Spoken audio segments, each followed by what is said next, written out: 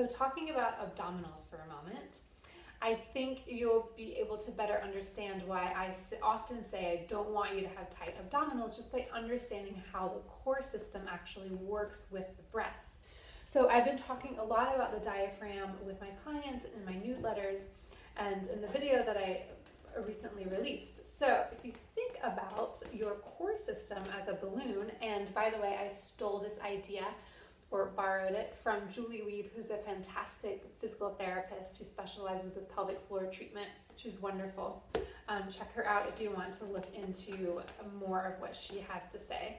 So she uses a balloon as an example, which is so brilliant, because if we think about our core system as a balloon, which we really can think of that, you know, our whole torso or whole abdominal cavity being our core system, not just our ab muscles, so not just our six-pack muscles, right?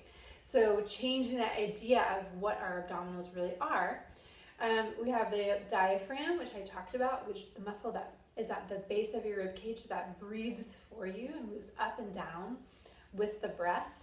And then obviously the abdominals, so our core, and then your pelvic floor, which I'll be talking more and more about this year. I'm looking forward to it. So if we think about, I talked about, I don't want you to have tight abdominals, because if we think about this balloon, and if I squeeze this balloon, and hopefully don't pop it, you can see here that when the abdominals are tightened, it adds pressure above and below. So the diaphragm gets extra pressure, and as well as the pelvic floor.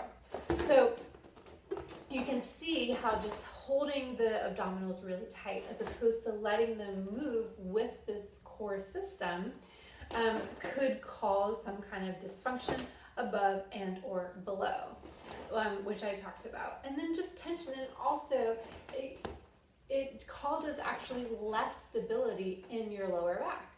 So, and then also I like to add this extra element of thinking, if air were going into the top of this balloon, that's kind of how the breath works with this core system.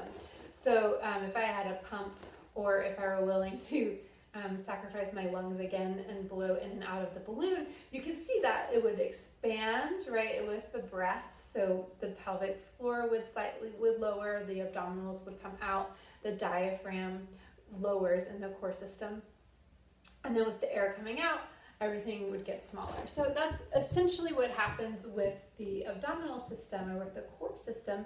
And the inhale, if you're really breathing efficiently, the abdominals will expand eccentrically slightly, so not a completely letting go, just an expansion of the muscles.